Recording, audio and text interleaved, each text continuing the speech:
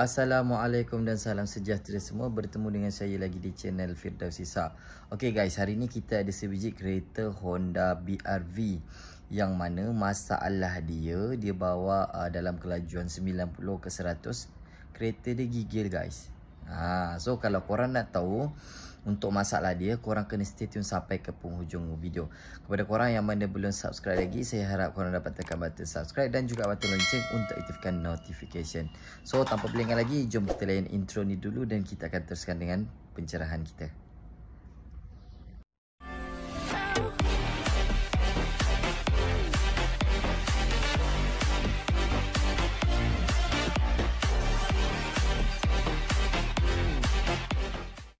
Untuk video kali ni kita ada sebiji kereta Honda BR-V Okay, alright. So Honda BR-V ni kita gantikan dry shaft. Yang sana yang lama, yang sini yang baru punya. So saya cerita sebab apa kita ganti dry shaft dia Okay, first owner bawa kereta dalam 90 dengan 100 90 100 lebih kurang dalam 90-100 kereta gigil kereta gigil. Step pertama, kalau kata korang ada masalah yang sama gigil, jangan terus ganti dry shaft. Jangan terus ganti dry shaft ini ganti dry shaft bila korang dah confirm, okey, ganti dry shaft. Tapi kalau korang belum confirm lagi, kalau gigil ni dia boleh jadi beberapa punca boleh jadi, okey, senang cerita, boleh jadi dry shaft, boleh jadi daripada tayar dengan rem, boleh jadi daripada knuckle pun boleh jadi. Okay, gigil tu. So kita mula daripada benda yang paling murah lah. Costing dia paling murah. Paling murah korang boleh buat first daripada tayar tu. Tayar ni korang pergi balancing. Balancing dia akan check dari segi condition tayar, daripada rem tu, kalau kata rem ada bengkok, tayar ada benjol ke, ada crack ke, dia punya batu timbang dia dah hilang ke, dia boleh detect daripada rem buat balancing. Okay, itu costing yang paling rendah untuk first sebelum buat dry shaft. Okay, kecuali kalau korang dah confirm tahu memang dry shaft, okey lah ganti dry shaft. Alright, bila korang dah buat balancing masih lagi sama, gigil juga, sedangkan balancing tayar ni bacaan dia elok. Lagi satu, korang jangan balancing sebelah aja. Saya tunjuk sebelah kanan, korang balancing sebelah kanan je. Jangan. Balancing mestilah dua-dua. Kalau elok 4-4 terus lah. Kita nak tengok kan, tak jadi masalah pun. 4-4 tayar, kita nak tengok dia punya condition rem dengan tayar tu. Okay, dapat 4-4 jangan satu je, 4-4. Alright. So kalau kata tayar elok, baru pergi pada dry shaft ni. Pada dry shaft, kebiasaannya, macam contoh yang saya tunjuk ni lah, kebiasaannya dia akan ada leaking. Okay, leaking macam ni. Nampak? Okay, ni leaking grease. Boot dia ni tak koyak tau. Boot dia ni tak koyak. Sebelah sini kering, sebelah sini leaking. Okay, leaking. Ini owner sampai bagi tahu saya dekat lantai tak ada minyak, tapi dia punya leaking korang tengok nampak kot. Kalau boleh nampak lah. Sekejap, zoom sikit. Nampak? Keliling tu, ni semua minyak ni. Ni minyak dry shaft ni. Okay, minyak dry shaft. Sebab apa owner tak perasan? Sebab dia ada cover. Ni cover dia. Nampak? Okay, cover ni, jadi dia tak nitik ke lantai terus. Dia nitik kat cover ni.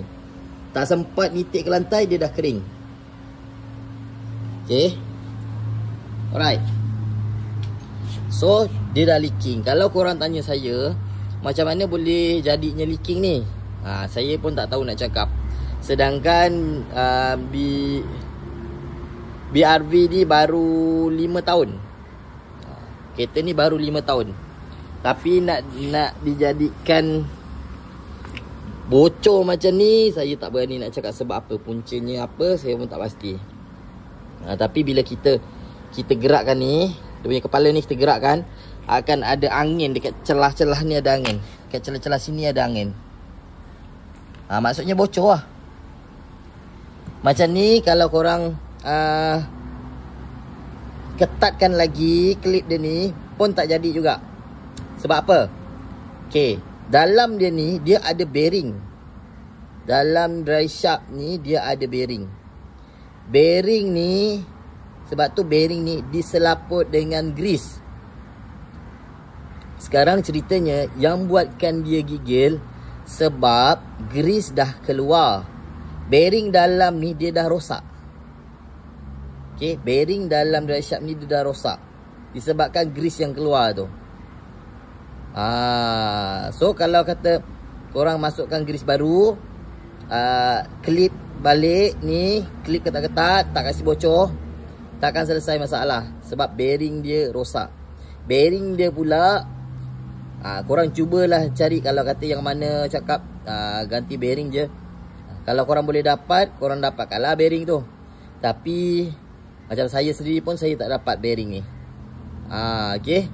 So biasanya memang kalau dah gigil, ganti sebatang yang baru. Okay, ini cerita untuk dry shaft yang lama. Kenapa dia boleh gigil, puncanya sebab apa, itulah saya dah bagi tahu dah ni kan. Okay, so saya nak cerita untuk dry shaft yang baru ni. Untuk dry shaft yang baru ni, saya cadangkan kat korang, korang dapatkan dry shaft brand GSP. Sekejap ni guys, brand dia GSP. Dia mahal. Dia mahal daripada yang biasa, tapi dia menang dekat kualiti. Kualiti maksudnya dia warranty 6 bulan. Macam ni 6 bulan. Dia bagi dekat customer warranty 6 bulan. Okay, sebab apa dia boleh bagi warranty 6 bulan? Disebabkan kualiti dia. Mana-mana barang yang dia tak ragu-ragu untuk barang dia, dia boleh bagi jaminan untuk warranty yang lama lah. Sebab dia confident barang dia memang baik. Faham tak? Tapi kalau korang ambil brand yang biasa, warranty biasanya sebulan je. Sebulan. Sebab supplier kilang yang keluarkan yang biasa punya tu pun ragu-ragu barang tu. Sebab tu dia letak warranty sebulan je. Tapi tak adalah nak cakap yang biasa tu korang pakai sebulan 2 dah tak lah kan. Tengok jugalah. Tapi kalau dari segi warranty, memang yang GSP ni 6 bulan. Okay, so kalau kata korang nak cari dry shaft, better korang cari yang brand GSP. Ini bukan saya nak bukan GSP punya brand promote saya tau, bukan. Ini memang biasanya saya pakai GSP, insyaAllah lah tak ada return, tak ada masalah lah. Kualiti dia pun baik. Okay, so ingat, kalau korang ada masalah gigil, make sure korang check dulu bahagian tayar. Jangan terus ganti dry shaft. Check dulu tayar. Ni kalau korang tak tahu check dulu tayar, rem, lepas tu baru check dry shaft. Dry shaft ni pula biasanya akan ada tanda leaking. Leaking maksudnya bearing bahagian dry shaft tu rosak lah dah. Sebab tu dia gigil. Tak kisahlah dia leaking belah ni, belah dalam. Yang ni belah luar. Belah luar ni dekat bahagian knuckle. Bahagian knuckle. Yang ini belah dalam dekat bahagian gearbox dalam sana. Dalam sana tak kisahlah dia leaking belah dalam ataupun belah luar. Cerita leaking, korang kena gantilah. Kena buat. Kalau kata dua-dua leaking, dua-dua lah kena buat. Kalau untuk korang nak selesaikan masalah. Okay, so harap korang faham untuk masalah gigil ni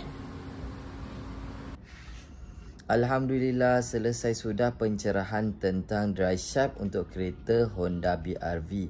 Okay guys, untuk ilmu ni sebenarnya bukan untuk kereta BR-V saja. Macam-macam kereta boleh guna. Sebab yelah, memang banyak dah kereta yang pakai dry shaft, betul tak? Kan? So korang boleh jadikan rujukan untuk video yang ni. Secara ringkas ya guys, yang mana ada masalah gigil, korang cuba untuk buat balancing dululah. Check korang punya condition tayar, korang punya rim, ada gelong ke tak kan. Jadi kalau bahagian tayar tu dah settle, baru korang tengok pada bahagian dry shaft. Yang mana koyak korang gantilah. Kan, yang mana koyak tu lah korang ganti dulu. Sebelum cerita dry shaft, cek tayar. Sebab apa? Step tu korang kena buat sebabnya korang mesti bermula dengan kos yang rendah. Kecuali kalau korang dah memang betul confirm, dah tahu memang benda tu punca daripada dry shaft, terus ganti dry shaft, memang confirm settle, okey lah. Tapi kalau korang ragu-ragu untuk permulaan, buat balancing dulu, barulah dry shaft. Okay. So kepada korang yang mana belum subscribe lagi, saya harap korang dapat tekan button subscribe dan juga button lonceng untuk aktifkan notification. Dan kepada korang yang mana telah subscribe, saya ucapkan ribuan terima kasih. Jangan lupa untuk like, share dan juga komen di ruang bawah untuk penambahbaikan diri saya dan juga video akan datang. Yang baik datangnya daripada Allah Ta'ala, yang buruk datangnya daripada diri saya sendiri. Saya mohon maaf jika ada salah dan silap untuk video kali ini. Bertemu dengan saya lagi untuk next video. Assalamualaikum.